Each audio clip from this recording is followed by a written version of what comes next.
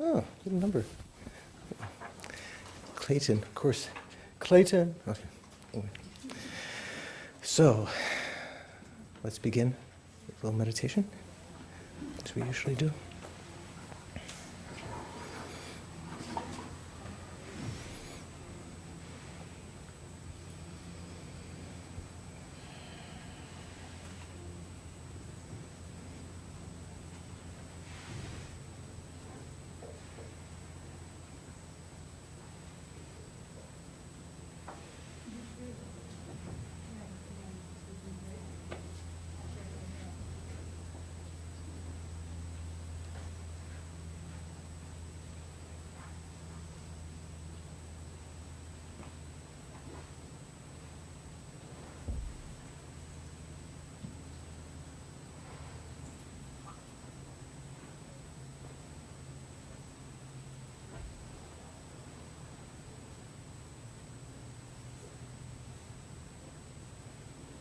Quiet your mind. Don't just be sitting there. Actually focus your attention on the respiration and use that as a pillar to tie the wild elephant of your mind so it doesn't go to other thoughts.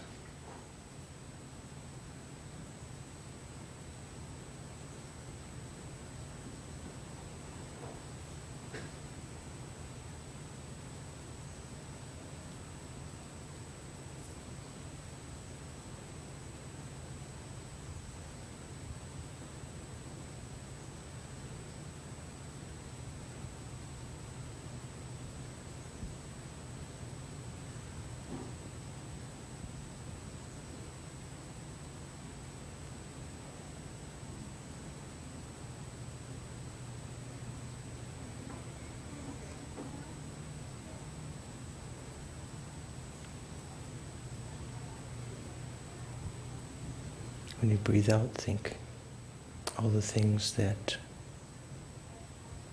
presently bother me, that I'm afraid of, that cause me problem.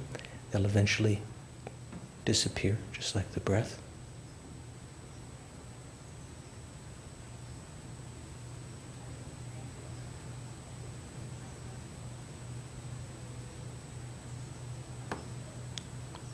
All the things that I'm attached to, that I'm hoping to keep for a long time, will inevitably disintegrate.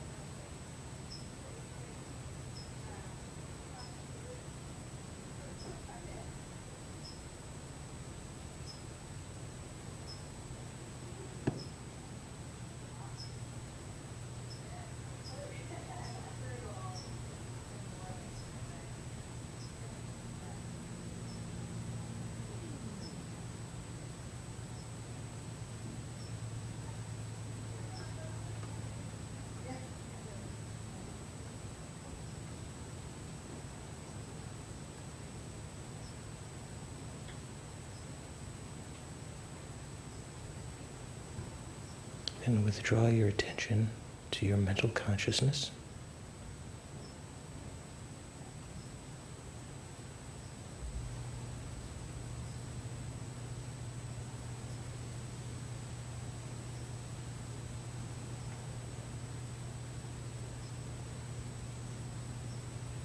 Try to focus on its clear light nature.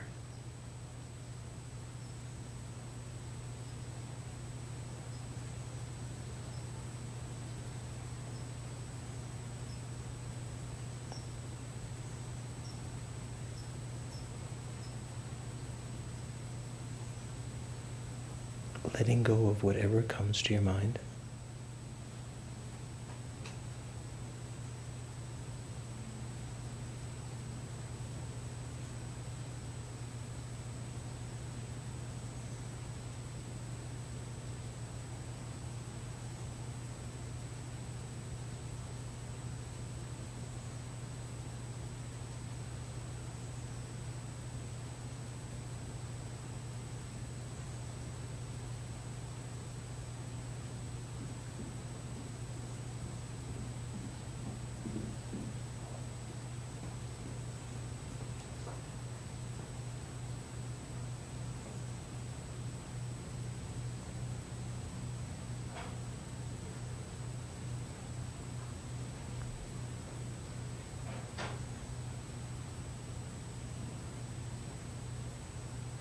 See if you can perceive the sense of the ego. Recognize how it seems to be existing there, irrefutably from its own side.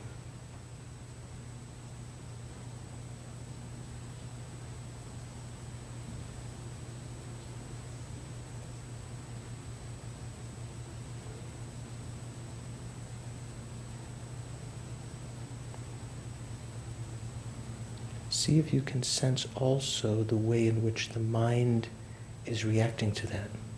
Whether the mind is subtly believing that,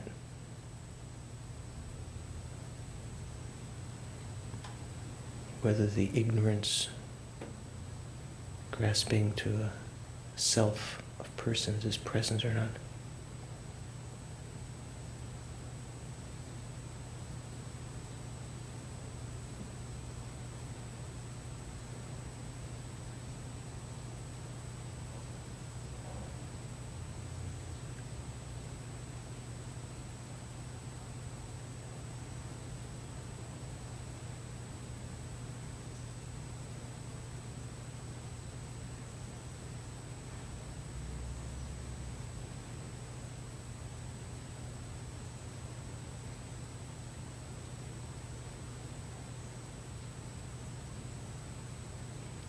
Such a self as is appearing to the mind, existing as though from its own side without the need of simply being called something, actually having a real, true existence, inherent existence. If it existed, it would have to be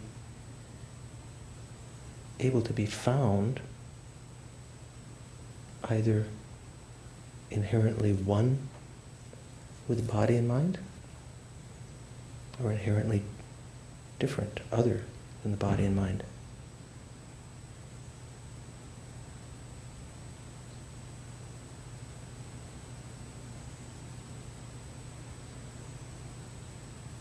Although there's a temptation to think, oh, it's different than the body and mind, it's a soul of a different entity continuing on.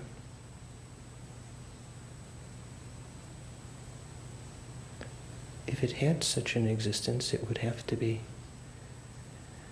utterly different than the body and mind. There would have to be no connection with the body and mind at all if it inherently existed different as a different entity than the mind, the body. If it were inherently one with the body and mind,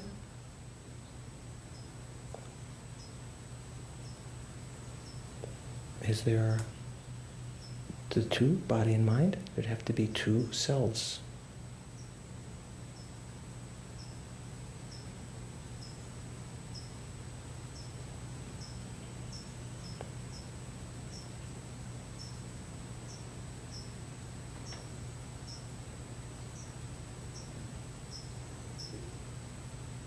As these different alternatives are impossible, see if you can let go of that consciousness that's grasping to the self, the ignorance grasping to an I, by developing its antidote, a wisdom that recognizes the self is empty of existing the way that it appears. It doesn't exist that way at all, as it from its own side.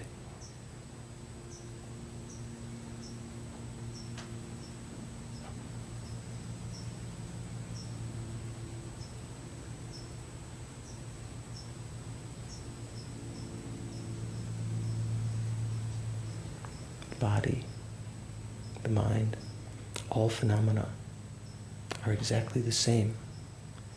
They appear to our senses due to our own karma. The dependent arising that has no inherent appearance in any particular way appears in different ways. And due to grasping from beginningless time we assent to that appearance as though it findable from its own side.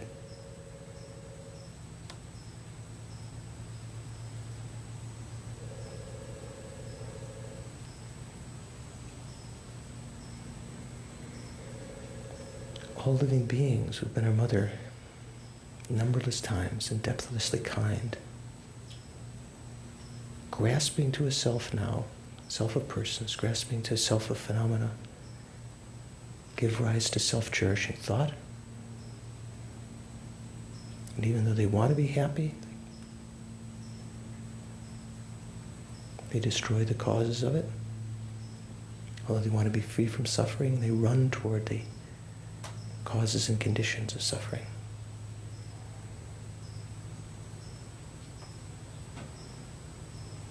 So think, for their welfare, for the welfare of all living beings, I'm going to participate tonight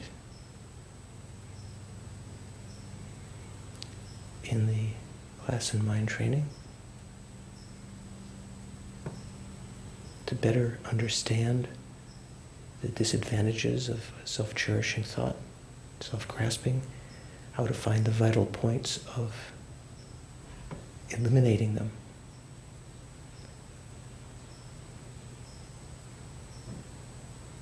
So that I can eventually become enlightened for the sake of all living beings.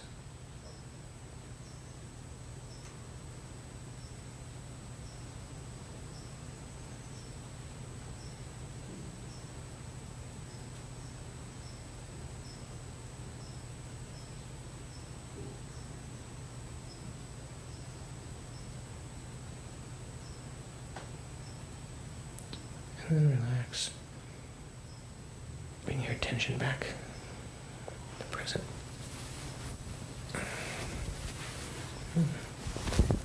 There's a seat there.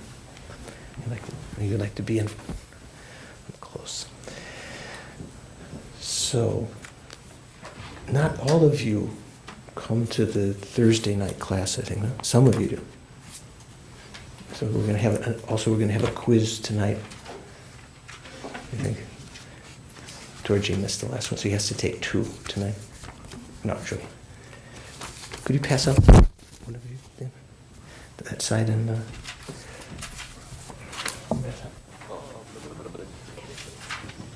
that's enough.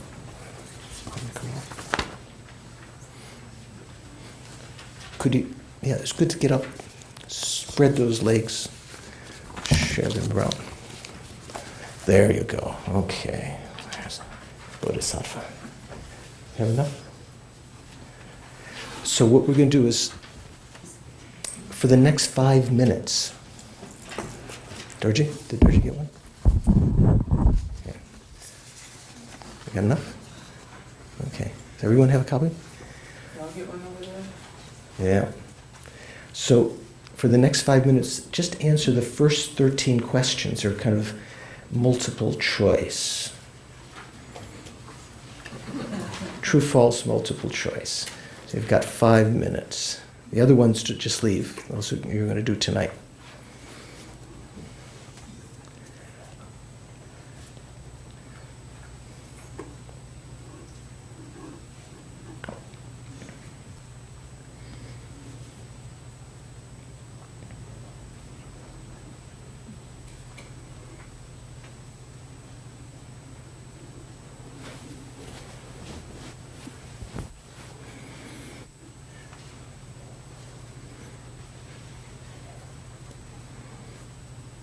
Maybe you don't need 5 minutes.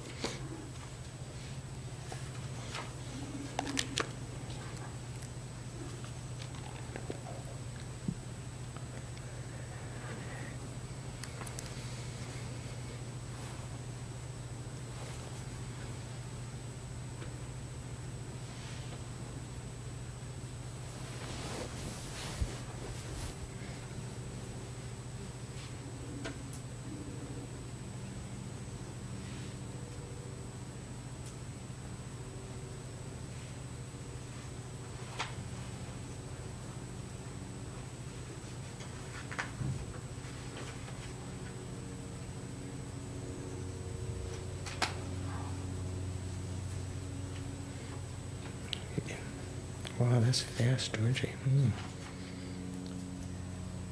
Anyone who finishes that fast has to have 100%. 100% wrong. No.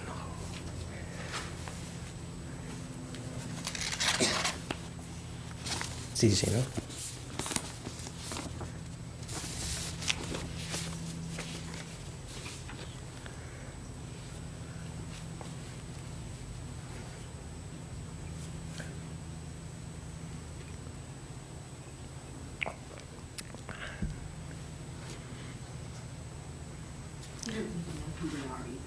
No.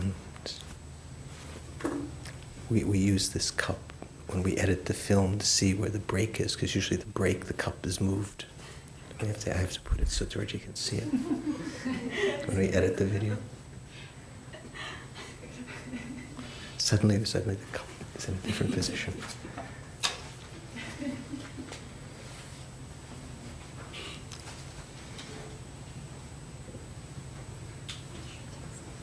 Okay.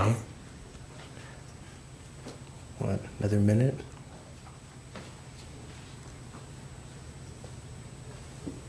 Is this an open note test? An open book test?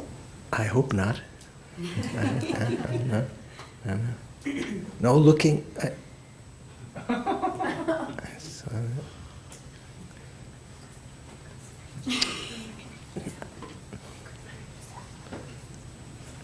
This is a group effort, right? This is a group effort.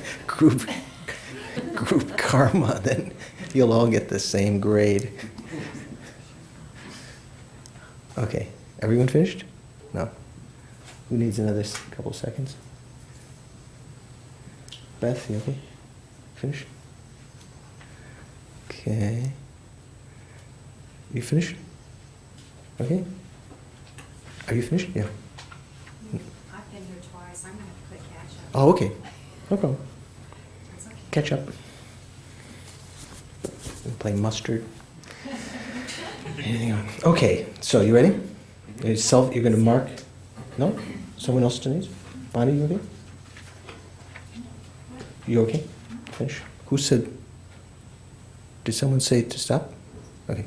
So self-marking. You're on honor system. No erasing and saying you got the right answer. Okay. First one. What's the right answer? The Wheel of Sharp Weapons was composed by Atisha, Dignaga, Dharmakirti, or Dharmarakshita? D. There's Dharmakirti and Dharma. Yeah. A, B, C, and D. Dharmarakshita, right? Okay. Easy. The Lord of Death is Mara, Yamantaka, Yama, or Indra? Yama. Who thought it was something else? No, okay. What do you think it was? Okay. Third one. The destroyer of the Lord of Death is Mara, Yamantaka, Yama, or Indra? Yamantaka. Yamantaka. Antaka means someone puts an end to. Yamantaka, someone who puts an end to Yama. The main obstacle to liberation is self-grasping, self-cherishing, anger, or desire. Self-grasping? Not anger? Okay, self-grasping. The main obstacle to bodhicitta is? Self-cherishing. Okay, I didn't even have to say that also. Okay. Peacocks are likened to attachment, pride, bodhisattvas, or arhats. Whoa, what'd you put? What did you put? Proud as a peacock. That's okay. I tried to trick you. See, that's trick. That's mean teacher trying to trick you. Okay. Meanie. Which is more rare, emptiness or the wisdom of emptiness? Did anyone say emptiness? Okay. That wasn't your best work. That wasn't the hardest question, was it? The main subject of the Wheel of Sharp Weapons is how to cultivate emptiness, the wisdom of emptiness, the two bodhicittas, or martial arts. Martial arts. I heard Diana laughing before I figured she got to that question. Okay. Did you get that one right, Venerable? Yeah, I put martial arts. You put It's the two bodhicittas. Right? What are the two bodhicittas? Conventional and ultimate. Okay. Regular and extra special. Regular and extra special. Rocky Road. And 9, the method of generating bodhicitta for those of great faculties is the 7 methods of cause and result, equalization and exchange of self and others, generation stage of highest yoga tantra, looks like 2 tantras there, or yamantaka. Right. What is it? What is it? The equalization and exchange of self and others. Okay. 10, true or false? Bodhicitta is a mental factor. Whoa. I wasn't sure I was Didn't we talk about saying? Bodhicitta is a special primary mind.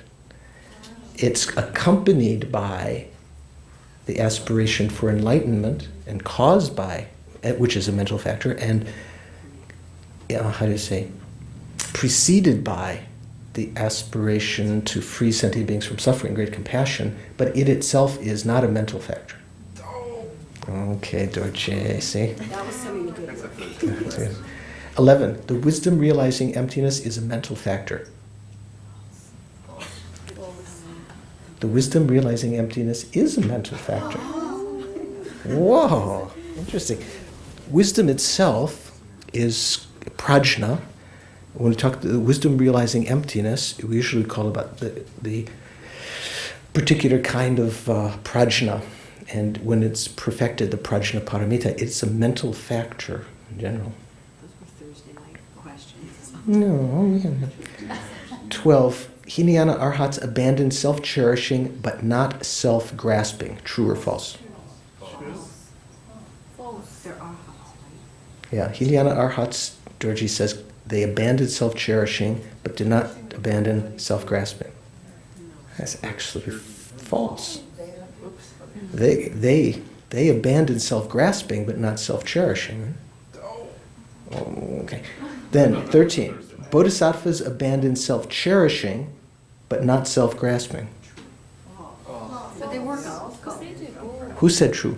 I said true. Well, I said true because when they first realized They haven't bodhicitta, they necessarily haven't realized realized emptiness, emptiness but they yet. So have that. it depends on how you read the word. Well, Ambiguous question. What bhumi are they on? if you say bodhisattvas abandon self-cherishing, are there some bodhisattvas who have abandoned self-cherishing but not self-grasping? Yes. Are there some bodhisattvas who have abandoned self-cherishing and abandoned self-grasping? Yes. So you have to say false. Okay. So how did we do? Who got all them right? Anyone get them all right? Who got 10 out of 13? Good. You got more than 10? Anyone get 11? 12? You got 12? You got 11. 12, Mani? Good girl. Dorji? 11. Really? Okay, you got 2. Okay. And who got more than 8 right? There. No, you can't count twice. Okay. It's a literal. And anyone get less than 3? Okay, you passed. Okay, good. So for next class, if you could do these last 7 questions at your leisure, within 1 hour on another sheet of paper. Are you listening, Diana? Mm-hmm. So this is you can read them once now, if you want. But then, and if you want, you can study a little bit. But then, when you're actually writing them down, you can't look at any book. Okay? Does that sound fair? Does that make sense? You can take a look at them now and say, I better know that section. But then don't keep on looking at the questions while you're studying. Okay? And so that will be this is kind of our midterm exam or a quiz or something like that. What do you think? Was that hard? Self-cherishing, self-grasping? What's the difference between self-cherishing and self-grasping? Are they the same thing? What are they? What's the difference? What is the difference? So self-grasping has to do with emptiness, and self-cherishing has to do with the ego. Self-grasping has to do with emptiness. That's a little bit unclear to me. Self-grasping has to do with emptiness? Doesn't everything have to do with emptiness? Self-grasping has to do with Viewing your aggregates as being, rising from their own side. Otherwise, you wouldn't have a self to grasp. it has to do with the opposite of understanding emptiness, doesn't it? It has to do with the ignorance, grasping that yourself or your aggregates, phenomena in general, have some kind of mode of existence that's findable, like a self, like an atma. And self-cherishing, what is self-cherishing done? Putting yourself first. Taking care of number one. Taking care of number one. Did anyone see the finale of Survivor last night? Oh, Oh, jeez. that is so We were all studying. You were all studying? That's. Do you know what? Theo, do you know what Survivor is? It's the TV program that kind of epitomizes self-cherishing thought and self-grasping. And they were praising some of the people because they were, they were survivors. And actually, the survivor instinct, it was very interesting if you think about it. What is the survivor instinct of those people? It involved sometimes pretending to be honest so you'd be voted at the end. You wouldn't have made any enemies, but your real purpose, you did cheat a little bit in order to get ahead, but you wanted to get that $1 million at the end. You wanted to survive for yourself. So that's quite interesting, self-cherishing fun. So the subject of the text that we're studying is called the mind training, the training of the mind, lojong, the Tibetans say. And it has to do with developing these two understandings, what we call the two bodhicittas. Conventional bodhicitta, how to develop in everyday life. Not only of course we have to know formally how to develop it, but how to carry on that, carry over that practice of developing conventional bodhicitta in everyday life, and how to develop ultimate bodhicitta, that is the wisdom that realizes emptiness. So mainly, there have been many different methods here in many of the verses to recognize the shortcomings of self-cherishing, right? And self-grasping. Because what do they impel us to do? Create negative karma, which then have repercussions upon us, like a wheel, like a boomerang, a wheel of sharp weapons that we create. We sort of shot off this thing by creating negative actions out of self-cherishing, out of ego grasping, and that always comes back to us. Now, what about virtuous karma? I forgot your name in the red shirt. What's your name? Carl. What about virtuous karma?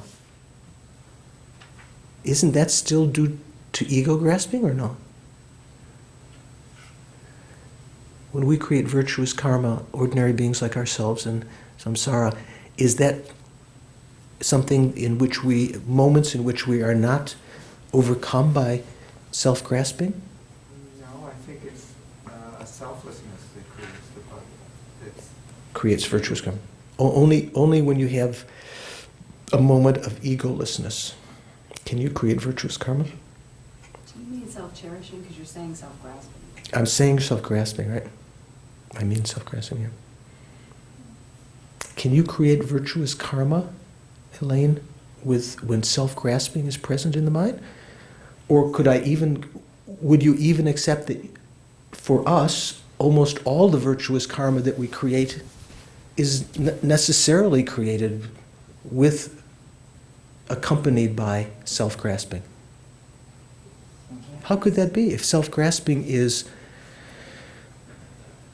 self-grasping a negative mental factor? What do you think, Bonnie? Is self-grasping non-virtuous?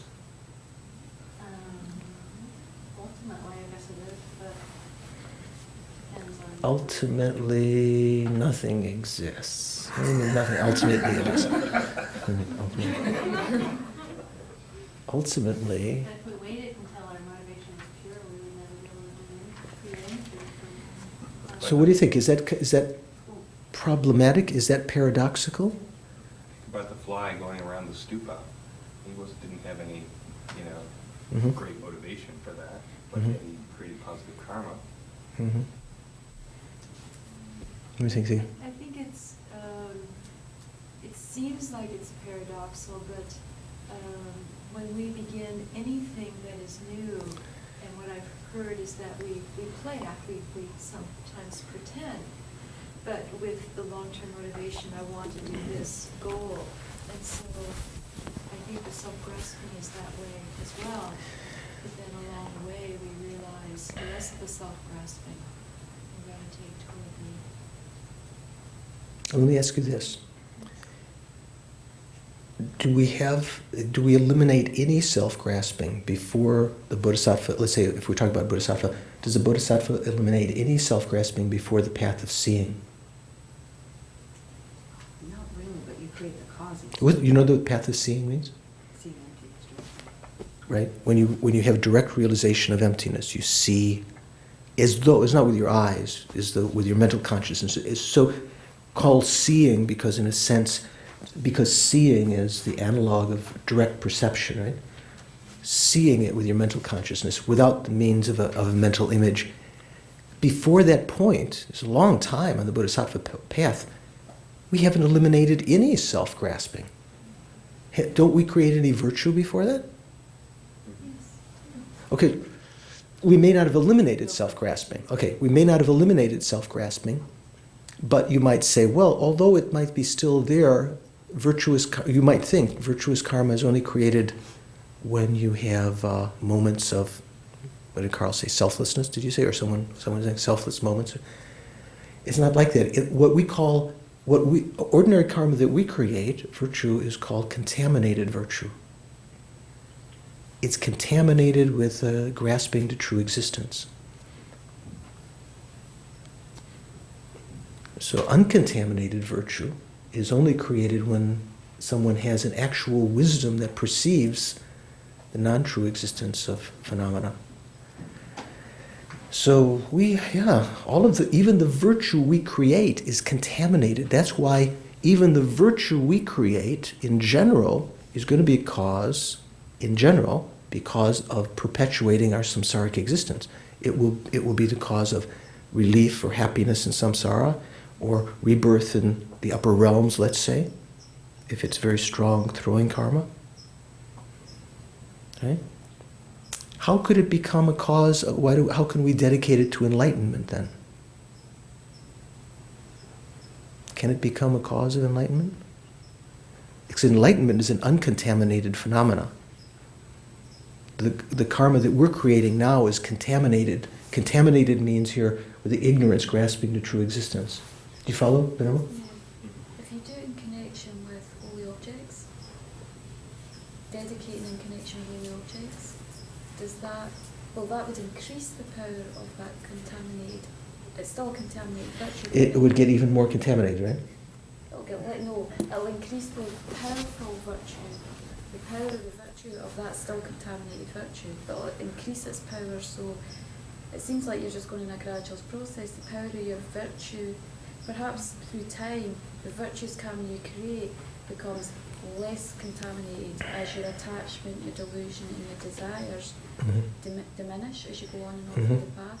So eventually your virtue becomes pure as you get closer to the realization of seeing emptiness. So it seems like the contamination will decrease and the power of the purity and the virtue of that karma will increase. Sounds good. So what we create now is still under the influence of self-grasping. Even the so-called, what we might think of as selfless moments, it might be at those moments that we're quite free of self-cherishing. What do you think, Carl? When you were saying moments of I can't remember the word you used, something like selfless instance or something. Maybe we're more at those moments, we might still be grasping to a self of persons, and that this is a real action that we're doing and so forth, because we don't have an insight into emptiness. But it may be that we can overcome to a certain degree through the force of seeing the disadvantages, actually going against the grain of our self-cherishing thought. Maybe there are mercy and compassion and friendliness can overcome that for some time. So something to think about. Okay. Yeah, done. Creating uncontaminated virtuous karma, does that happen right at the path of seeing, or do you need to reach like the 10th bhumi before it really is uncontaminated? You still have some self-grasping involved. Right? Right, I think, what do you think?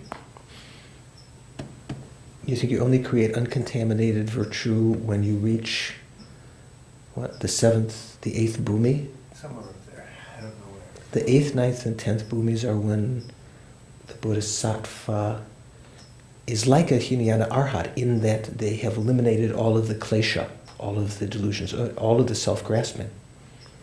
7th, 8th, 8th, 9th, and 10th bhumis, that they call the pure bhumis. So the first 7 bhumis are called the impure bhumis, because they're still, bodhisattva is still contaminated with some remnants of self-grasping. But as Venerable said, it's decreasing all the time. In fact, it's decreasing up until the self-grasping, is becoming less strong up until the path of seeing, because one is developing more and more understanding, maybe through understanding emptiness, through a mental image of that.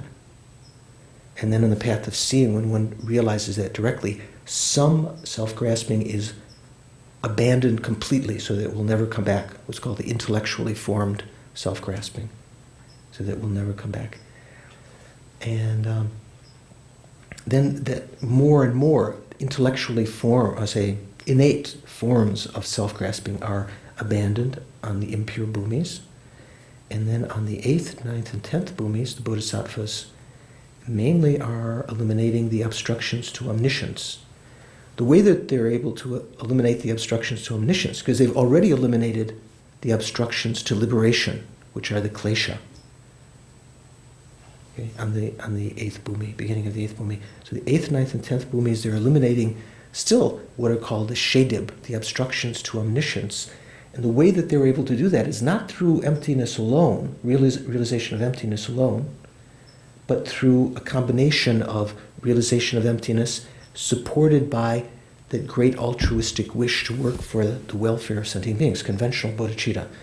That's why the bodhisattvas take at the beginning conventional bodhicitta as their main object of practice, because it's like, I'm thinking how the teenagers talk today. It's like, hey man, it's like,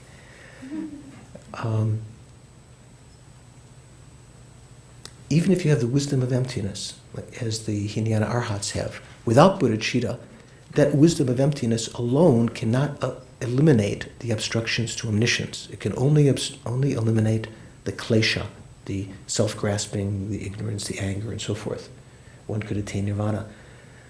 And at that point, if one never cultivated bodhicitta beforehand, at that point the self-cherishing, which was still going to be present if one hadn't developed bodhicitta, will carry one on to stay on the Hinayana path and attain nirvana rather than work for enlightenment. So the bodhisattvas try to develop, they do develop bodhicitta, conventional bodhicitta first, so that on those, at the time that they have eliminated all the obstructions from the mind, they still have the tendency to work for the welfare of sentient beings, and now they're eliminating the subtle obstructions to omniscience. So this text is talking a lot about karma. Karma is talking about the manifestation of the conventional level of truth, right? And how one can use that understanding on the conventional level to motivate oneself to transform the adverse conditions into the path. Do you know what that means, to transform adverse conditions in the path? If you don't know, Carl, you don't know? Do you know what it means to transform adverse conditions in the path? I forgot your name in the path. Me? You. God, if I knew, I wouldn't be here. You know, I mean, if I knew all this, I wouldn't come. Right. Well, no, I mean, you might have some idea what I mean. Huh? To transform adverse conditions into the path. This kind of like, I have like an everyday practical. okay, now what would that mean? Like in the Lojong, the training of the mind, what does it mean to transform adverse conditions into the path? Well, in my everyday life, I use them to practice, so like, I had a problem with one of my neighbors, and I just thought, well, it was really unbelievable what happened. And I just had to, have some compassion for him. I had to get, I used it as an opportunity to practice, not to get into my anger, not to get into my attachment that he drove through the middle of my brand new rock garden. Which he did. And brand new rock garden. Just kind of go, wow, if I'm so attached to this rock Zen garden that I just built, how am I going to give up this precious little life? Wow, that's very good. Excellent. Yeah, so Good, that's good example. kind Yeah. Transforming adverse conditions into the path. It's said that in a time like this, there are more adverse conditions than propitious conditions, than beneficial conditions, right? So if the adverse conditions become big obstacles to our practice, that we'll be stymied. So the Lojong teachings, one of the things they do is particular methods, how to transform what looks like, on one hand, an adverse condition into something that's beneficial for your practice. And as you said, there are different ways of doing it. One of the main ways that is mentioned many times is by recognizing this, when bad things happen, recognizing it as the depletion of your negative karma, and actually rejoice about that, rather than getting upset. Usually we want everything to go right. We want, what's it say? I never promised you a rose garden, We think life promised us a rose garden. Pardon? Not. Or in your case, a rock garden, yeah. A rock garden. Yeah. Yes. Life never promised you a rock garden. What's your first name again? I forgot. It's Michelle. Michelle. No, Michelle. Life didn't promise you a rock garden. Michelle Maybell. Michelle Maybell, Right. the rock garden queen. The rock Okay. garden. Not a Tibetan rock garden. Not the rock queen, the rock garden queen. So, so one way is to see that. Also to use that to recognize it as the wheel of sharp weapons coming back to us for things that we have done. And so to put the onus on the self-cherishing thought and the self-grasping. Yes. Especially in the Lojong, the self-cherishing thought, to put the fault on that. Because we're trying as proto-bodhisattvas to try to develop bodhicitta. So instead of blaming the other person, to blame the self-cherishing thought, just as you said. Very difficult. It's very difficult to blame the self-cherishing thought. It is an opportunity to practice, but I find it at times difficult. And the better I get at one practice, then something comes like this, unexpected, and it becomes more difficult. Yeah, okay. Well, that's good. That's excellent. Then there's some challenge. If it was all, it's said that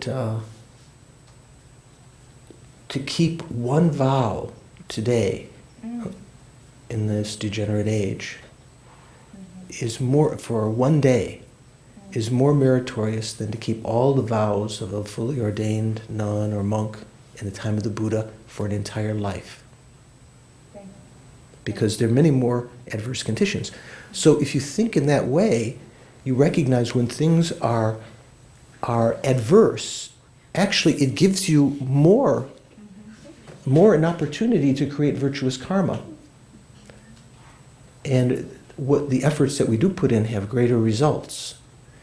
So your rock garden, if it were the time of the Buddha, you would have not, you wouldn't have been so attached to your rock garden, and I did go out and rake it and said a lot of Om Mani Padme Hum. Oh, Mani Padme. Okay. Those are good ones. Okay. Well, if it's the time of the Buddha, I wouldn't be here.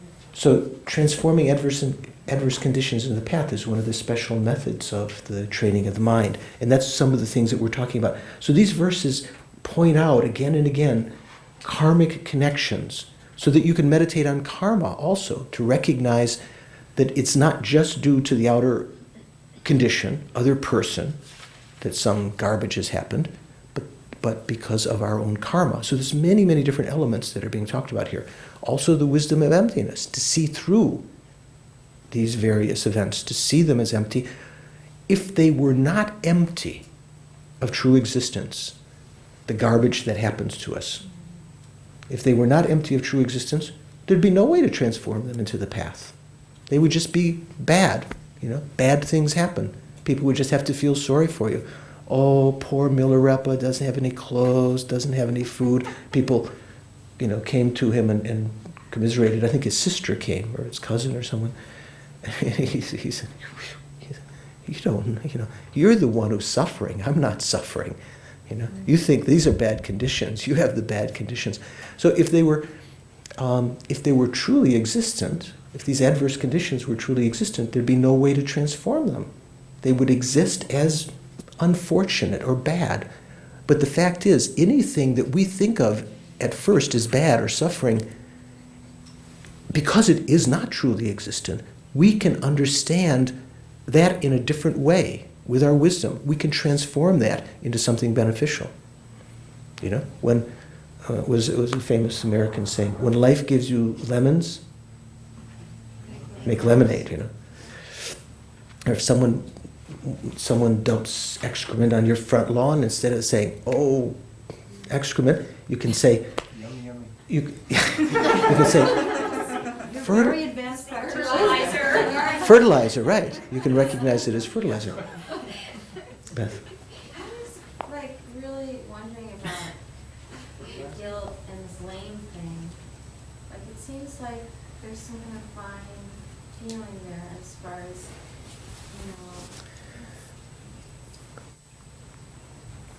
how deep does that go, dealing with this cancer, Mhm. So I had this cancer because I killed all these people in the past, and all these different things that I've tried to heal haven't worked, and it keeps going on and on and on, so it's like, well, it's all my fault, I did all these horrible things, and I'm just saying, It's on an not your emotional fault. level, Yeah, there's this it's thing about guilt and one has to be very skillful and clear not to fall into a sense of guilt, because guilt, from my understanding, my perception of it, guilt is a mind in which you are perceiving a self which doesn't really exist. Ignorance is grasping to it, and you're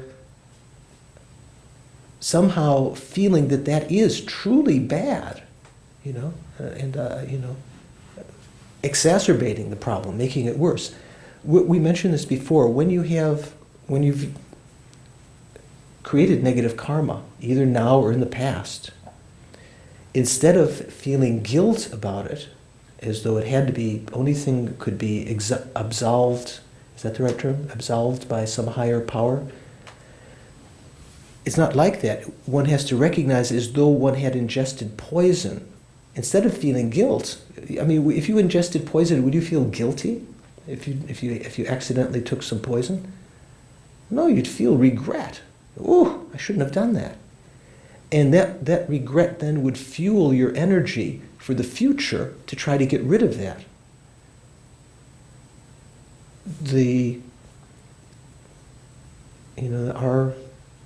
Our lives are infinite within cyclic existence if we don't put an end to it. It's not a case that this is the only life we're going to live. But in this lifetime, depending on how we practice, we can actually purify the causes of unfortunate rebirths in the future. Even a person whose life looks to be, from the point of view of Bill Gates, or from the point of view of, I don't know, just ordinary worldly views, say, oh, nothing special. That person might, because of their mind training, they may actually be creating the causes to be born a human in the next life. Again, to meet the Dharma, to meet holy gurus, and to be guided further along the path. And people that are, in very high positions, or full of themselves, or supposed authorities or whatever, they may themselves be under the influence of self-cherishing and self-grasping and never, because of their position and their pride and so forth, and never practice. So there's no, even if someone is very supposedly healthy, if someone were healthy, would that make them a better person? What could we say about them? Well, we could rejoice. We could say, wow, right now they're experiencing the fruits of their past lives when they didn't create the causes of illness and so forth. It doesn't make that person a better person, because they have seeds on their mind stream to experience all sorts of suffering in the future when the right conditions arise. So if we're experiencing some causes of suffering now, it doesn't mean that we will always experience those causes of suffering. It's possible that we can purify them now, or it's possible that we can diminish them so much that in the future there will be huge roadblocks taken out of our spiritual path. I never understand that story about the poison and the regret very well, because it seems like if you've taken it, it's too late to start feeling regret. You can't change that particular karmic writing. Well, when would you feel regret? Before taking it? Well, the story is that you feel regret after taking it when you see the results happen. Well, do you understand what a mind of regret means? Remorse. It's a mind that is observing something, let's say if we're talking about non-virtue, observing something that was non-virtuous, and a mind that is thinking, I shouldn't have done that. Or seeing the result of something that's non-virtuous, even if we don't remember doing the non-virtuous action, and realizing that we must have created non-virtue in the past and feeling some remorse about that. I shouldn't, I've created this in the past. Then sometimes impelled by that, developing a determination not to create that kind of action in the future. So remorse can't come before the action, can it? You were saying, when you were thinking about this little kind of analogy of eating poison, consuming poison, ingesting poison, and as a result of that, when you start to recognize that you've ingested poison, knowing that there will be consequences of that, either you begin to get the consequences now, or you've learned that you've been ingesting lead or some poisonous thing, or what are these things they put in our water and everything, and you recognize that there will be some long-term effects of that. So you regret that, and as a result of that, that kind of mind is one in which that is a fundamental basis then for also not doing it again, obviously, right, as a basis. Regretting, seeing what you've done is detrimental. But that state of mind in terms of karma is different than just regretting having ingested poison, because regretting the non-virtuous actions we've done is the opposite of rejoicing. Rejoicing in our negative actions is what makes them stronger. In fact, rejoicing in our virtue is what makes them stronger, right? Do you know that? Rejoicing in virtue. So, the opposite of rejoicing is to feel some regret or remorse, some mind that feels hesitancy, thinking, I shouldn't have done that. That itself diminishes the power of the karma. That alone is not going to purify it completely, but that's one of the four opponent forces, right? Do you know what the four opponent forces are when we talk about to purify negative karma? So regret, not guilt, guilt is not going to purify our negative karma, but a feeling of regret or remorse will, along with the other factors, act to be able to purify negative karma completely. Because that's a mind that's the opposite of rejoicing about the negative things we've done. It's a mind that seriously thinks about the fact that we've created negative karma. We've ingested poison, so to speak, and feels uncomfortable about it, not happy about it. Otherwise, people that are taking heroin or poison or something, they just, oh yeah, it's great.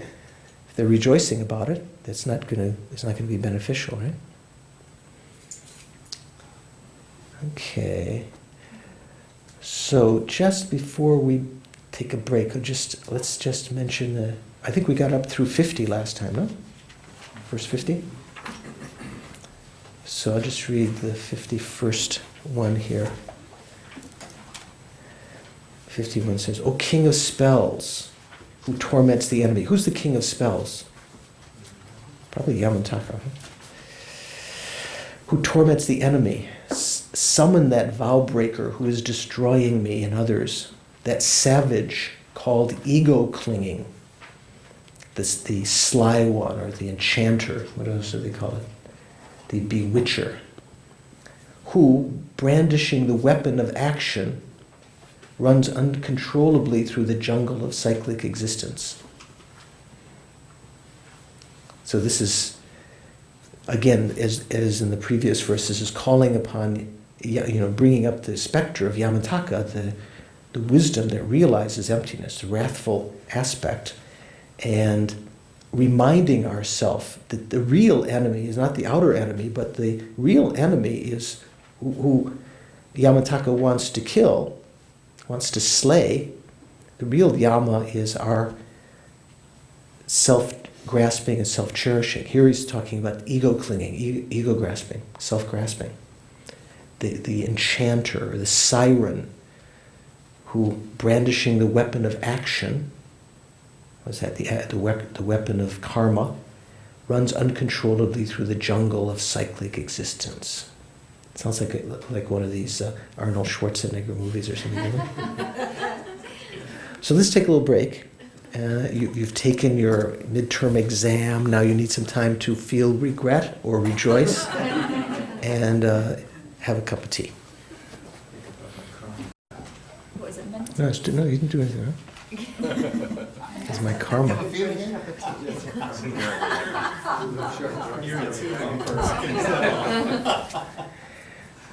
Okay.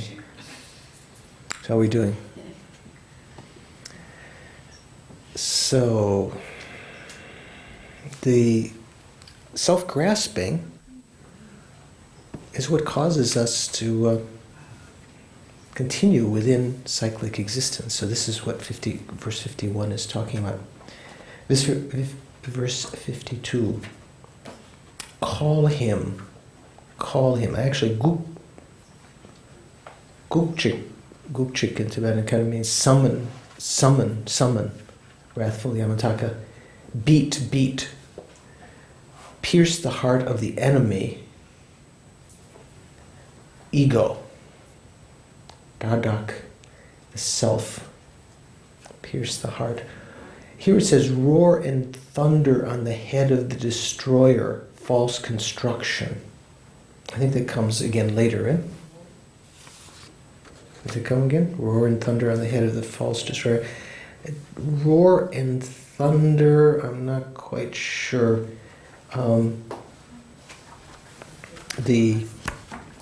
That particular verse, that refrain is going to come later, many, many times. Let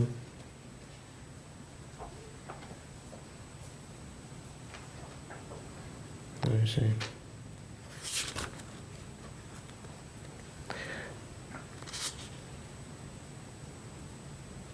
Trample them. Roar and thunder on the head. Here, roar and thunder, chem se chem, it can mean like dance on the head. How does it say? Capture. Trample him, dance on the head of this treacherous concept of selfish concern. Tear out the heart of this self-centered butcher who slaughters our chance to gain final release. To me that sounds, not only is it more poetic, it's a little clearer, closer to the meaning, I think. This is the actual, when we talk about Yamantaka, the wrathful deity, this is kind of the meaning of that wrathful deity. What Yamantaka is showing wrath about is not other beings, the enemies, like that we would invoke Yamataka to get rid of the terrorists or something like that, or your enemies, but Yamataka is invoked to remind us of the self-cherishing thought. This is the real enemy. This is what's caused our bad health or our ill luck, or not finding friends, not finding success, and so forth. 53. Hum, O great tutelary deity, produce your miraculous apparitions. Ja. Here it says za. In Sanskrit, ja is sort of like a syllable that means come. Ja. Bind the enemy tightly. Pat. I beseech you to release me from all fetters. Shik. I beseech you to cut the knot of clinging. So this is, this is invoking the imagery of Yamataka in the practice of Tantra. And again, sometimes people practice different kinds of protectors. Do you know what protectors are, Dharma protectors? You might think that Yamataka is almost like that you would invoke Yamataka to eliminate your enemies or something like that. But that's not the purpose of Dharma protectors in general. In some cases, it is. But the Dharma protectors also, at the beginning of the path, we pray to them to bring more suffering upon us at a certain point, when your mind is very strong, rather than praying for them to free us from suffering. What do you think? Would that be possible? Trample the rock garden? I think it's possible, but I'm so not there. Yeah. Well, that's what... I'm still not there also, but it's the... No more suffering for me. Usually, do you like to have enemies? Is that something you pray to find more enemies? Right now, we would, at the beginning stage, we pray to be free of enemies, right? Have friends, worldly people. But the Bodhisattvas actually pray to encounter enemies, because it's at their level, when it's rare to find someone, when the karma is very pure, it's very rare to find people that will harm one without any cause. So the Bodhisattvas cherish the enemy like a precious treasure. You know the verses in the mind training. When others out of envy or jealousy abuse or insult me, I'll accept their harsh words and give the victory to others. When someone I have benefited in whom I have great hopes give me great terrible harm, I will practice to see them as my holy guru. Those verses. Also, what's the one I'm thinking of? The one before that? When out of any envy others mistreat me with abuse, insults, or the like, I shall accept defeat and offer the victory to others. One of you people who have pleasant character. Oh, when someone whom I have benefited and in whom I have great hopes gives me terrible harm, I shall regard that person as my holy guru. Is that the one I'm talking about? The one before those? What was it? What was I just saying? You said those two. You said those two, the one before. Yeah, no, I know that, but I was saying, what was I talking about? What was the subject? The fact that you want to pray for somebody. Yeah. We practice to see something as a precious treasure. What's the verse?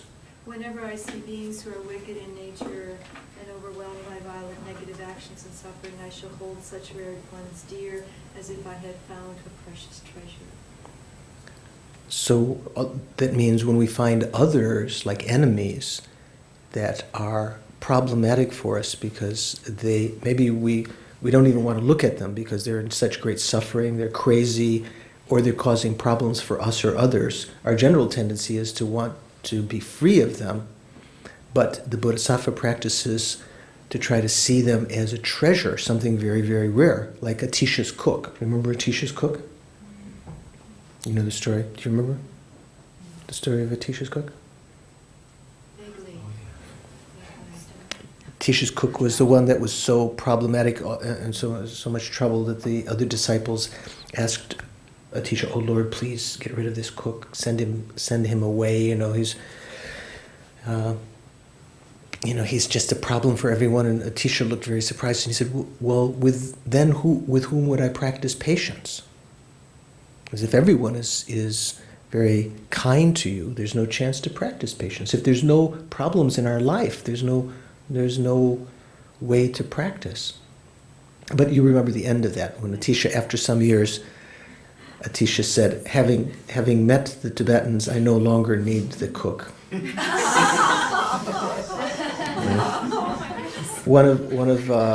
was not one of my personal teachers, but I'm not sure I ever met him. Geshe Jampel, I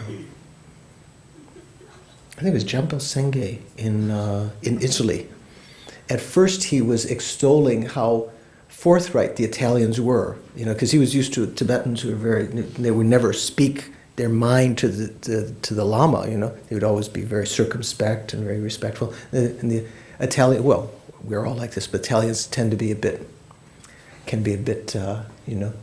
voluble and loud, and he said at first he found this very refreshing because he saw that they were, that was something so unusual.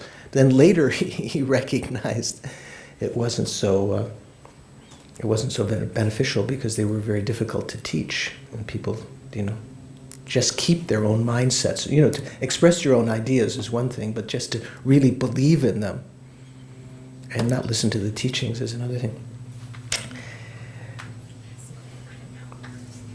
So we're calling on Yamataka not here to eliminate the outer problems or the outer enemies, but to eliminate our self-grasping, the cause of them. This kind of thinking, I think, can even be more pure, more of a purification. 54. Come here, approach, great tutelary deity Yamataka. I beseech you at this very moment to rip to shreds this leather sack of actions and the 5 poisonous afflictions that mire me in the mud of worldly action. What are the 5 poisonous afflictions? Do you know the 5? What was he talking about? Ignorance. 3 poisons, but here it says the... 3 plus 10? So ignorance, attachment, and anger. And what else? Pride and jealousy. Maybe in Tantra, maybe you would say pride and jealousy, but when we talk about in the sutra, when we talk about the 6 root delusions, one of them being afflicted view, it's jealousy is not one of these root ones. But here, maybe because of the tantric connection, maybe it's talking about the 5 that you just mentioned. So pride, the other 2 being pride and jealousy. So they're related with transforming different aspects of our being, the different energies in our chakras and so forth. Well, in the sutra tradition, when we talk about the 6 root afflictions, the 6 klesha, right? They're ignorance, attachment, anger, pride, and doubt, afflicted doubt. Those are 5. And then afflicted view, the 6th.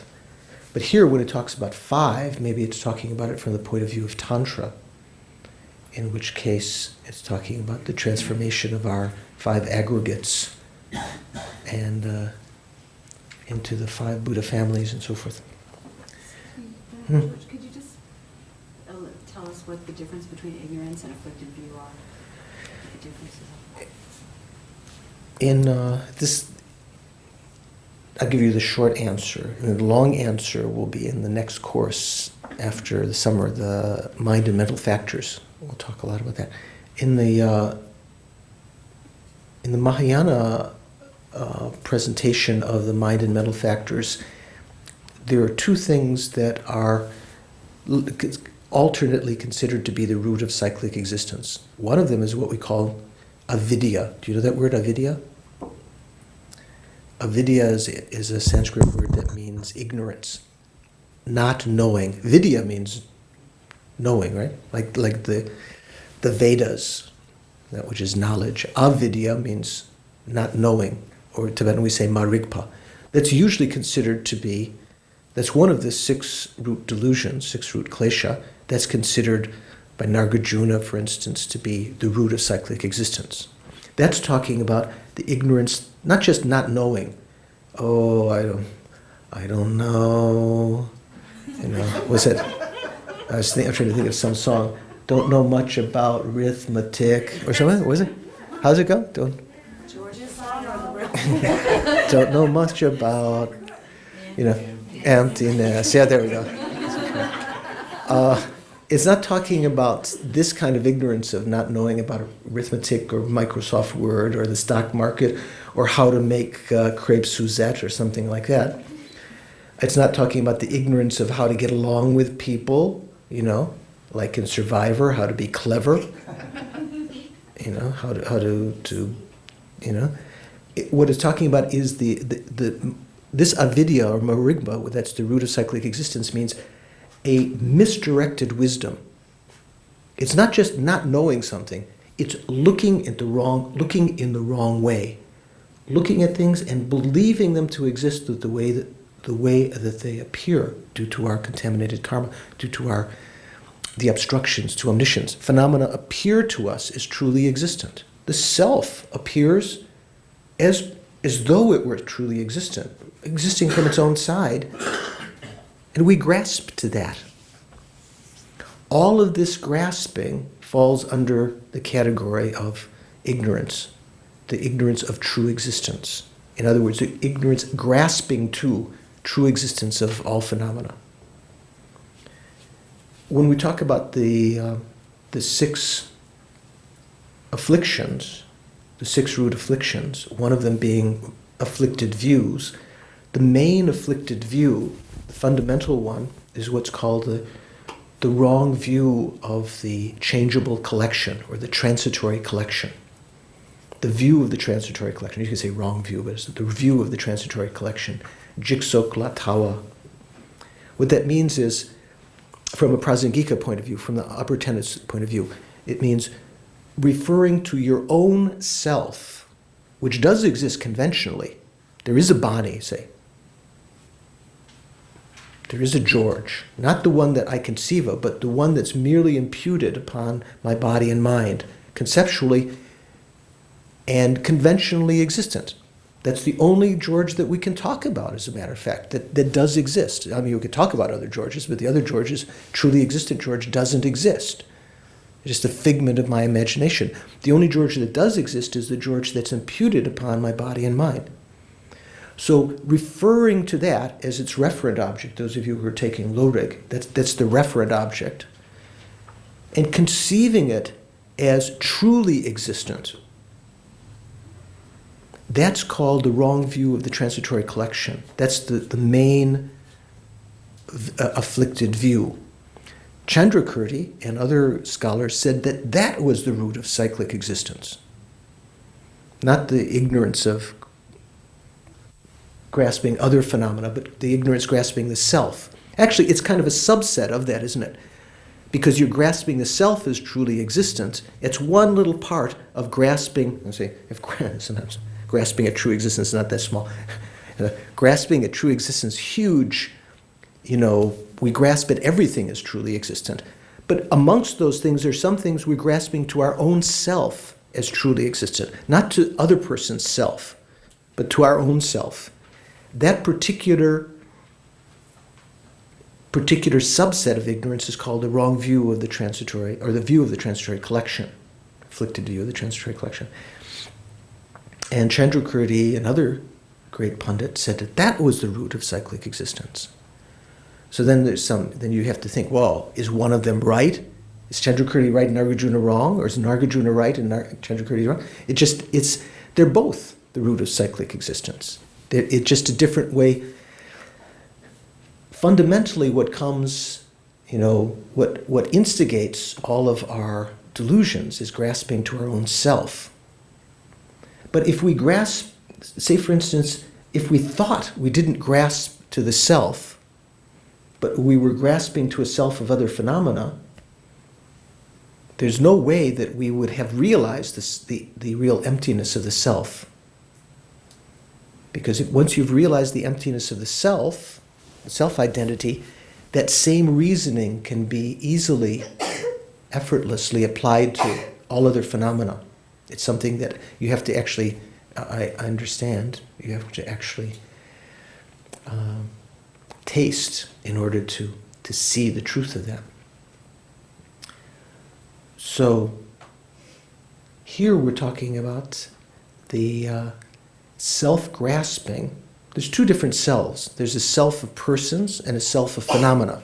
So when we say self-grasping, it can mean grasping this general ignorance, grasping to all phenomena as truly existent, or it can be in a more limited sense, just grasping to your own self-identity. It's said that in the stages of realization of emptiness, the yogi or yogini first realizes the emptiness of the self, of their own identity. That's the first taste that they have of emptiness. And then they can apply that actual reasoning to other phenomena. It may seem like you can understand the emptiness of other phenomena first. It's said that there's really no difference in subtlety, but in actual practice, that which is most intimate to you, that causes the most immediate problem, is the self of persons, the appearance of a self to your own mind. Does that make sense? You know, when we do our meditation, our motivation at the beginning, sometimes we try to look at how the self is appearing, as though it's existing there somewhere, a real self, not just a name given to our body and mind. And our mind grasps to that. It's when you have some understanding that counteracts that ignorance, that sees that self, not just letting go of it as we're doing in our meditation, but actually through logic, developing an inferential cognition that doesn't exist at all, the way that it appears, developing certainty of that, realizing that through inference, say, through a mental image. That counters that ignorance that's grasping to it. The ignorance that's a misdirected wisdom. It's actually looking at something and believing it exists. Anyway, it's a complicated subject, but maybe some of you have studied before, so you know some of that. So, 55. Although it has brought me suffering in the three wretched states of existence, not knowing enough to fear it, I rush to its cause. Oh, here's this refrain again.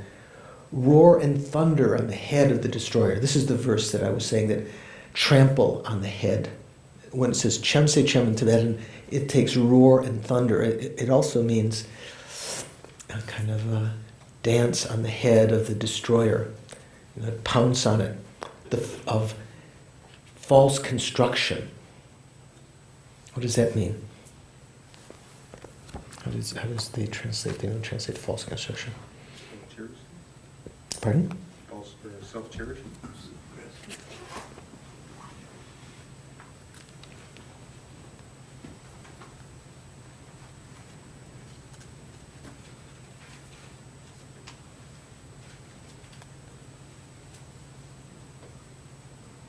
Treacherous concept of selfish concern. Trample him, dance on the head of this treacherous concept of selfish concern. Here the word false conception, the Tibetan doesn't actually say false conception. Here, they're calling it treacherous concept. And the translation that came from Dharamsala. Here the Tibetan actually says, Pumche tokpe gola chem se chem. So it's kind of dance on the head of conceptualization, that which brings defeat. Pumche, that which brings, all misfortune.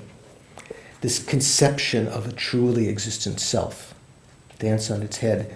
Tear out the heart, destroy the heart of the slayer, the enemy of the self. That's the thing that Yamantaka is wrathful about, not the outer enemies. 56. And so now it comes, many of these verses now, for a long sequence now, have the same refrain. There it says, roar and thunder on the head of the destroyer, false construction. Mortally strike at the heart of the butcher, the enemy, ego. So another, if you like, another way to say that is trample him, dance on the head, instead of saying roar and thunder. You say trample, or, sort of dance on the head of this treacherous concept, where it says here, false construction. There's no word false in the sentence. Here is also the word treacherous is kind of implied, of this treacherous concept of selfish concern. Treacherous, I think, maybe is understood from the word pungche, that means something that brings us defeat, brings us into ruin, the ruinous concept of selfish concern. Tear out the heart of this self-centered butcher who slaughters our chance to gain final release. That's maybe a more poetic way of putting it, the same refrain that comes each time. Then 57, although that which I desire is near at hand, my effort to achieve it is small.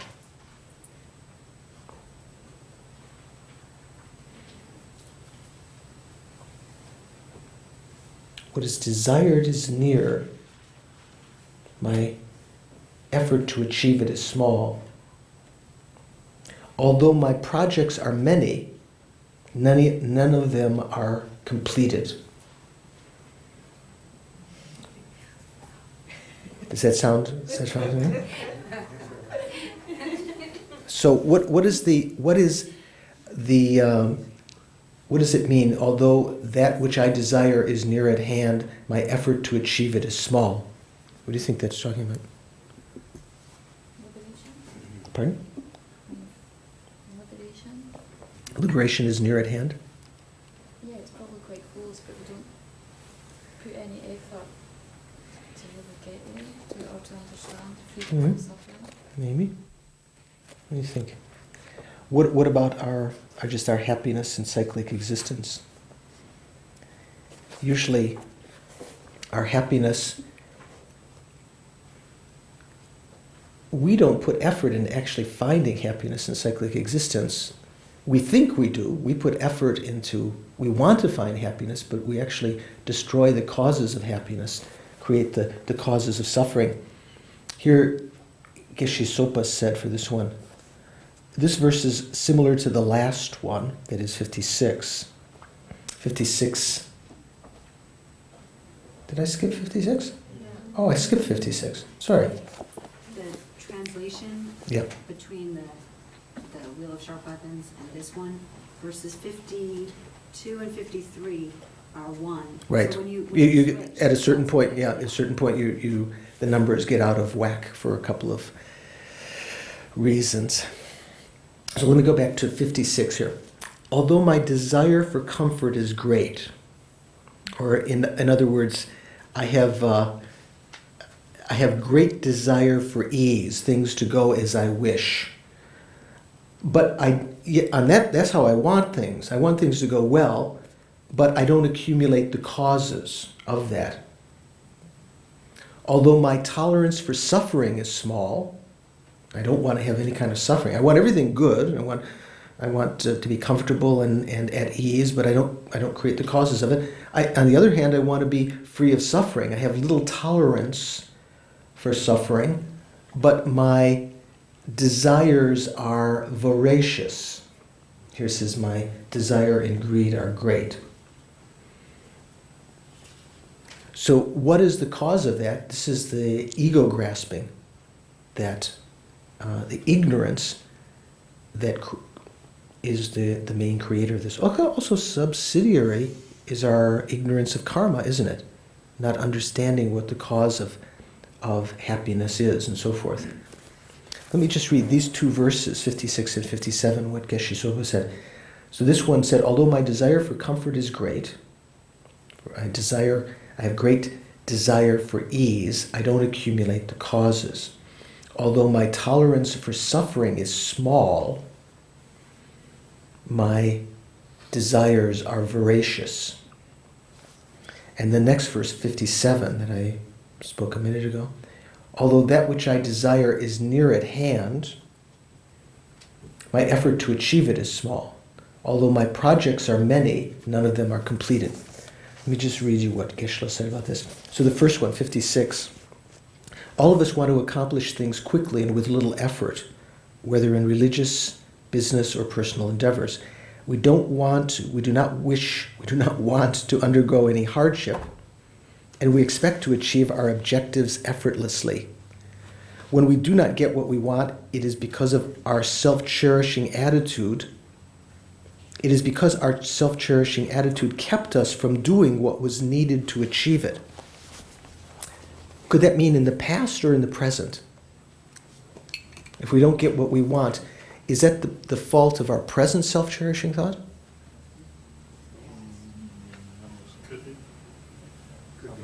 Could be? Okay, could be. But in general, say, I wanted to win the lottery, or I wanted to find a particular friend, or I wanted to do something that doesn't work. Is that the result of my present self-cherishing thought? No. Was it the result of? Previous self-cherishing. So previous karma ripening now, and that karma was instigated by our past self-cherishing thought. So it's very useful to think in terms of those three times. Self-cherishing thought has been a problem in the past for me because it's caused me to create negative karma which is ripening on me now. My present self-cherishing thought makes the present manifestation unbearable. If I didn't have the present self-cherishing thought, no matter what ruin or bad health or bad luck came, it wouldn't be affecting me in this way. The future self-cherishing thought, if I don't cut the continuity, as I can see this, it's going to continue to cause me to circle in cyclic existence. So starting to understand the defects of self-cherishing thought, self-grasping, self-cherishing thought as the real enemy, more and more in all of its manifestations. Then 57, although that which I desire is near at hand. This verse is similar to the last one. We desire to have continual happiness, peace, pleasure, and wealth. All the good things we have in this life come from our past actions. If we didn't earn the necessary merit in our past lives, we won't obtain anything positive in this life. Does that make any sense? We won't obtain anything positive means what? We won't have good luck because we didn't create the causes of it in the past. There's no way that you can experience a result without having created the cause, right? That's one of the other kind of factors involved in mind training, understanding about karma. If I want to be happy, I've got to start to change my ways. I've got to create the causes of happiness. If I want to be loved, I've got to love others. I've got to create the cause to be loved. So this can instigate us to actually to practice in a positive way, but in terms of conventionality, in terms of karma. If we didn't earn the necessary merit in our past lives, we won't obtain anything positive in this life. Yet we are ruthless in pursuit of the good life. That was how either Geshe or they retranslated. Here this was saying, although my projects are many, none of them are completed. I say, although that which I desire is near at hand, my effort to achieve them is small. Although my projects are many, none of them are completed. Am I reading the right one? Yeah. Yet we are ruthless in pursuit of the good life, not recognizing that it can only be obtained by attending to its proper causes. We want comfort, we want to be free of suffering, but actually, to be free of suffering is to have great desire, to be voracious, is that a good cause to be free of suffering? That's actually a cause for more suffering, isn't it? So 58, again with the same refrain each time. Although I have many new friendships, my modesty and friendships are of short duration. Chita chung. One of the texts says chita tung are tungwa few. We have the duration of our sincerity and modesty. Although we can sometimes meet new friends on many occasions, we can meet friends quite often. Our sincerity and our tell you our what's the word we use? What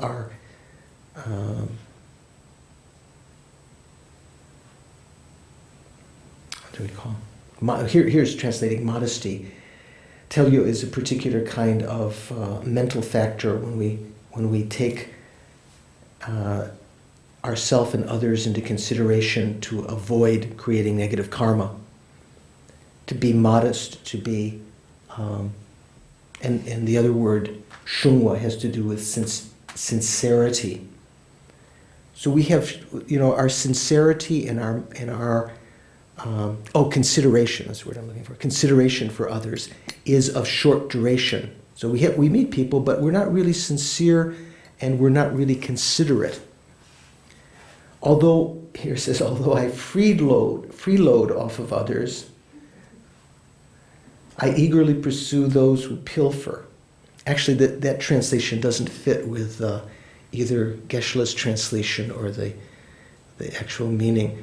It looks like, although I am kind of you could say a parasite, tut dung chen. Tu means food and victuals, things that you eat. Dumba means aspire. Che means great. Although I have great desire for food and so forth, for consumables, you could say, although I'm an epicure, or maybe you could say a parasite. Here it says, although I freeload off of others, I eagerly pursue those who pilfer. Actually, I think that the meaning is, I put effort into seeking things through stealing or pilfering them. It doesn't mean I pursue those who pilfer. I think Geshe-la, those of you who are reading the commentary here, Geshe-la says, this verse deals with relationships. This is 58, right? In Tibet, traveling entertainers announce their entrance into a town with drums. The townspeople who are attracted by the drum rolls rush over to them without even knowing what is going on. Similarly, we always run around attracted by wealth, comfort, good food, and fine clothing. If we can't acquire these things legitimately, we try to obtain them by some underhanded means. This is what was translated here as, I eagerly pursue those who pilfer. I don't think that's exactly the meaning. I think it means I engage in stealing and pilfering and illegal means. Sometimes even though the translators had Geshe-la's presence, they may not have gotten it right. Here it says in the translation from Dharamsala, with comparative ease we develop new friendships, yet since we are callous, not one of them lasts. We are filled with the desire for food and fine clothing, yet failing to earn them, we steal and we scheme. So I think that's a little closer to the meaning, also with Geshe-zopa's commentary. So again, trample him. Is that what it was in? Trample him, dance on his head. Trample him, dance on the head of this treacherous concept of selfish concern. Tear out the heart of the self-centered butcher who slaughters. Here it says our chance for final release. That's kind of that's a little commentarial. It just says the slaughterer, this who slaughters everything that's good. So all of these are now kind of emphasizing, calling on Yamataka, calling on, perhaps if we were practicing that kind of tantra, how we should use our wrathful energy, rather than using it to get angry at the outside, rather than getting angry, to use that wrathful energy and sublimate it into some wrath toward self-grasping, seeing that that's the real enemy. Self-cherishing thought, self-grasping. Does that make sense? I'm glad that makes sense.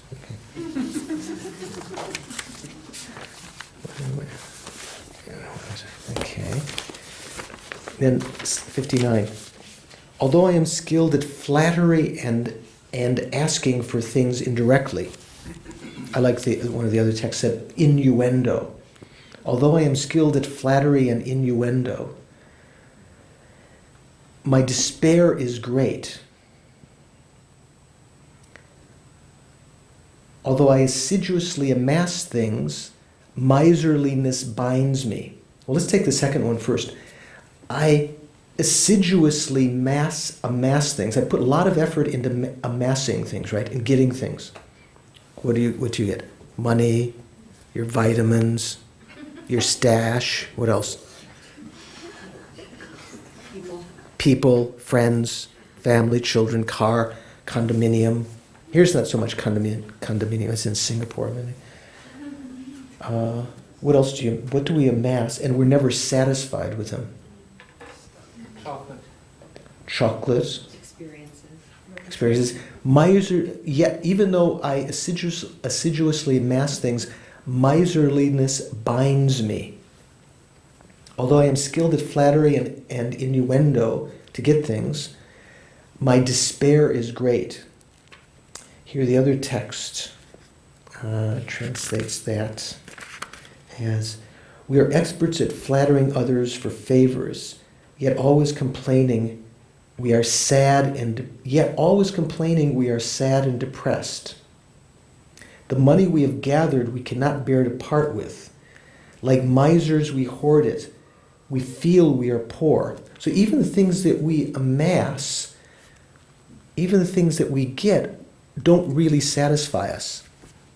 I can remember very vividly once being with some friend, a girlfriend when I was in college, a date, a girlfriend, and just feeling the tension of miserliness and attachment, not really being able to enjoy the other person's presence because of the in my own mind, the presence of, let's say, attachment, afraid of losing, afraid of making some mistake. So the same thing with our possessions, isn't it? We have things, but we can't really enjoy them because we're afraid of them being depleted. We put so much effort into accumulating them. Let me read you what Geshe Darge said about this verse. This is in this other numeration. This is verse 60. Geshe said, we are skilled at flattering for gain. We do not ask bluntly, but rather indirectly suggest, what you gave me last year was very useful.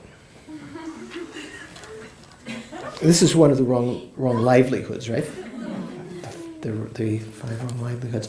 For Dharma practitioners, this form of wrong livelihood is very bad. As Shantideva says, one should not live either from wealth gained by claiming an undeserved share through one's power or authority, like the kings who levy unreasonable tax. Other forms of wrong livelihood are giving while expecting something in return. Giving something small. You have a very rich friend or grandma, and you give something small with the expectation they'll give you something big back. You give something small to your benefactor. Or that gained through hypocrisy. When you're hypocritical. For instance, the story of Geshe Bungengel. I think I mentioned this before. When he was expecting some patrons to come to his cave, and he cleaned up the cave, his altar that was usually quite dirty, and he put the water bowls out and arranged everything up very nicely, cleaned them out. And then when he recognized that he was doing so, acting hypocritically, because he expecting that if the patrons saw that everything was very nice, they would make more offering, he took ashes from his fire and threw them on the altar. And one of the clairvoyant lamas in the area recognized at that moment Bungengal had made Geshe Bungengal had made the sort of a pure offering. You know, you might think, well, before he'd had look like pure offerings, before nice food and things on the altar, pure water, now he'd thrown dust over them. That was the pure offering, because he was doing it without self-cherishing, without that kind of thought of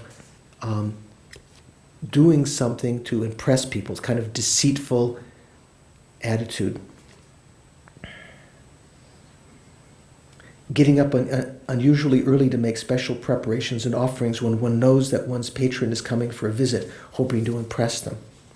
We live by the 5 wrong livelihoods, yet think of ourselves as starving. We always think we are lacking something. We do not wear, but lock away clothes we have, and likewise we hoard food that we don't eat. We haven't eaten yet. Although we do have a little money and some goods under the bondage of miserliness, we are unable to be generous or make offerings. All of these mistakes are the responsibility of self-cherishing attitude. Trample upon him. So as I mentioned on some other occasions, I sometimes show off my literary acumen by mentioning my archetypal example of this kind of miserliness is that Uncle Scrooge. You know Uncle Scrooge? Was Donald Duck's Scrooge McDuck or whatever he's called?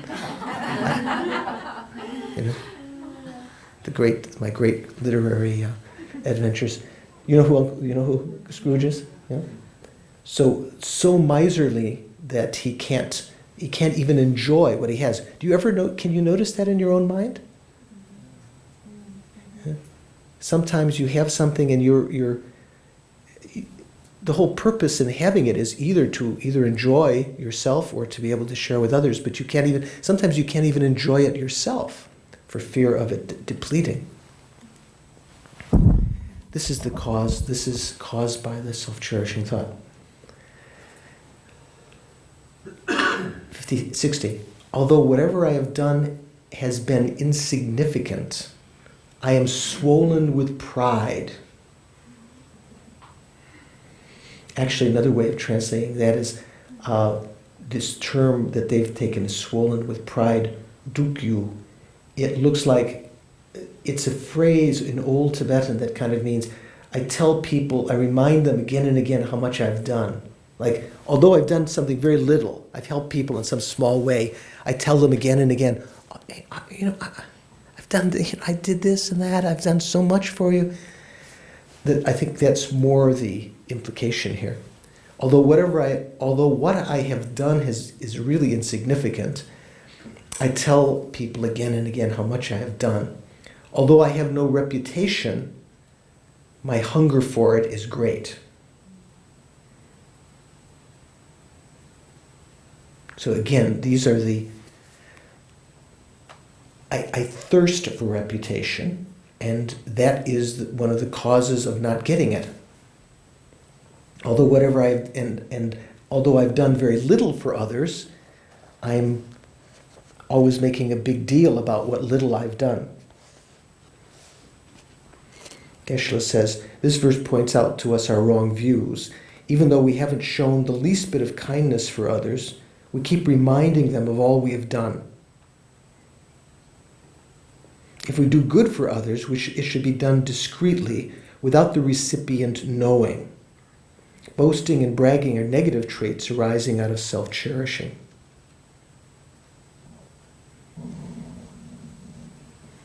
So I think those two lines are related that way. It's sort of like where it says that swollen with pride, it means I tell people again and again, kind of trying to develop some reputation. Yet I have no reputation because of that, acting in that way. I have no good reputation. 61. Although my preceptors are many. What do preceptors mean? Teachers?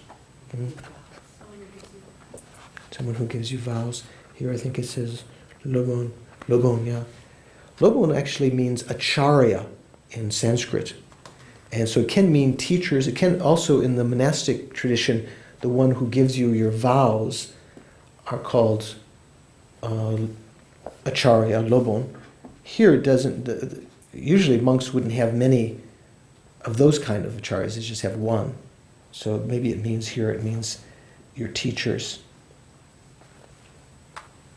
In fact, Geshe-la says it is possible to have too many spiritual teachers. If you ignore or misinterpret their teachings, you will create strong negative results.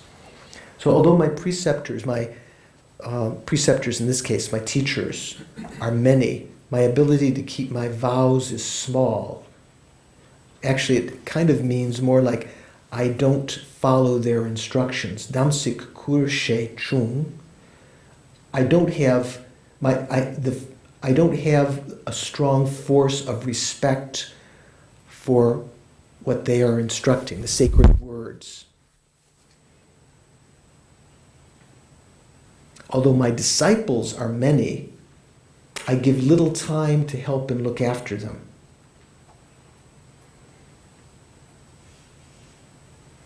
So this is the result also of self-cherishing thought and self-grasping. 62. Although my promises are many, my practical assistance is minimal. Does that sound familiar? I remember many times when we received teachings from great lamas on the mind training, many of the people, we would be very quiet during teaching, and afterwards all people were saying, oh gee, they were talking about me. It sounded like they had clairvoyance, they were just talking about me, my problems. Although my promises are many, my practical assistance is minimal. Kelang chela. Although I take on a lot, maybe you could say. Here it says, my promises. In practice, the practice of benefit is very small. I promise a lot, I talk a lot, but I don't benefit very much. Although my fame is great, if it were examined, the gods and demons would be put to shame. Pardon? It says put me to shame. Oh, okay. Although my fame is great, if it were examined, the gods and demons would put me to shame. Yeah, put me to shame. So, again, we were talking about in the world, there are people, a lot of people that are very powerful and famous in the world. But that itself is not an indication of, something that they are that is something to be emulated, their particular lifestyle. One of the I think I mentioned at the beginning of the course about the 4 reliances. Do you remember about the 4 reliances? The Buddha said you shouldn't rely on the person, meaning the charisma, but you should rely on the teaching. Very much today, people rely just on the personality of the person. I don't know, I always give this example of this guy with the big teeth at night. He was probably, was it Tony Robbins or something? What's his name? You got it. Is it Tony Robbins? Yeah. So very charismatic or something. Don't rely on the person, rely on the teachings. Don't rely on even of the teachings, of the words. Don't rely on just the euphony of the words, the nice sound of the words, which also, secondly, captivates people, even if the person may not be charismatic. The words might be very captivating. Don't rely on just the nice soundingness of the words, but rely on their meaning. It's a second reliance. Don't rely on the interpretative meaning of the words, but the definitive meaning. What actually is being said, to delve into it. And the fourth reliance is of that definitive meaning, don't rely on a conceptual understanding alone, say inferential cognition, but ultimately try to realize it through direct perception. Those are called the four reliances. So there are a lot of people that are very charismatic, and we wish to be that way ourselves sometimes. We wish to be famous and well-known. But sometimes that kind of putting ourselves in that position is actually a great detriment. If you have a lot of responsibilities, I almost sometimes myself, I sometimes appreciate not being well known, because if I were well known, if I were well known with what little knowledge I have now, it wouldn't really be beneficial to others. Maybe it would be better to, whatever karma that we might have to be famous, be better to let that ripen in the future when I have good qualities that could actually benefit them. Does that make sense to you? So rather than wanting to be famous now, or to be, in some kind of position or power, think, I may have some karma for that. If I really strove right now, I might be able to manipulate outer conditions so that karma could ripen. But right now, I'd be in a position where I wouldn't really be able to help others. It would be a big sham, and it would cause my own ego to be inflated, and I wouldn't really practice. 63. Although my learning is scant, my penchant for empty verbiage is great. Again, I think this is a wrong translation. This is talking about, it says, Tonke bekam che. It means I boastfully speak about emptiness. Although I don't know a lot, I talk boastfully about realizing emptiness. This is how the commentators also take that. It's not like empty verbiage. Unless you understood empty verbiage as meaning talking about emptiness. Usually that means, empty verbiage really means what? Pardon? Talking about nothing, right? Here it's, you could maybe understand it that way, but the commentators take it as meaning that my speech about emptiness is very, haughty. Although the extent of my scriptural understanding, here it says religious instructions, is slight, I pretend to understand everything. Again, I don't think that's exactly I think they were rushing through the translation here. Actually, to translate these things, sometimes some things sound good, but they don't actually get to the actual meaning. So one has to be very careful. Lungya chungla mitok gulatok. I think the other translation here, and a nicer, closer ring to it. We have read very little, heard only a few teachings, yet talk with authority and expertly on voidness. That's kind of the first part. Our knowledge of scriptures is pitifully lacking, yet glibly we make up and say what we like. That's kind of the meaning. We talk a lot about emptiness. We make up, we don't know, we haven't really studied the scriptures. Someone confronted me the other day about, I was teasing them why they weren't coming to one of the classes any longer, and they said, I find more beneficial just to practice. But in order to practice, you need to know. We can talk about, sure, we have to practice, and intellectual, just it becoming intellectually studied is not going to necessarily change your mind. But without study, all of the great practitioners of the past studied at some time much in their careers in order to be able to understand the vital point of what to practice. In the monasteries, they always talk about the analogy of an armless rock climber, someone who's trying to climb a mountain without arms. That's like the meditator who tries to meditate without knowledge, without learning. So let's leave there and just do a short dedication. And don't forget about your exam at home for next week. Huh?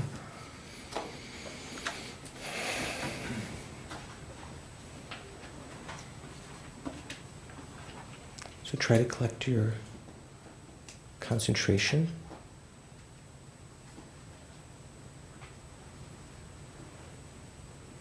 Think of the merits that we've created tonight and those merits that we've created in the past and other lives that are not yet ripened. We can dedicate them all. It's not only dedicating these merits, but particularly these merits. Due to this karma that I've created tonight, may I truly, this life, be able to practice the mind training, to make it the heart of my practice, to really, sincerely be able to take the defeat, to be able to transform adverse conditions into the path by understanding the real enemy. It's self-cherishing, self-grasping. All the while recognizing my goal in doing so is not just overcoming my own suffering, although that's a subsidiary benefit, but for the welfare of all sentient beings, so that I don't harm them, so that I can ultimately benefit them, so that I can reach the state of Buddhahood where I perfect the welfare of myself and others. Dharmakaya, perfect welfare of myself, totally blissful, omniscient, and the form bodies, the Rupakayas, Sambhogakaya, Nirmanakaya, the welfare of others to be able to emanate in whatever form is necessary to benefit them.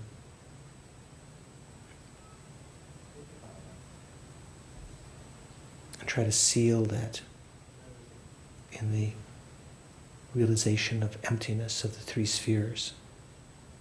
The karma created, the goal dedicated to, and the act of dedication are all empty of true existence.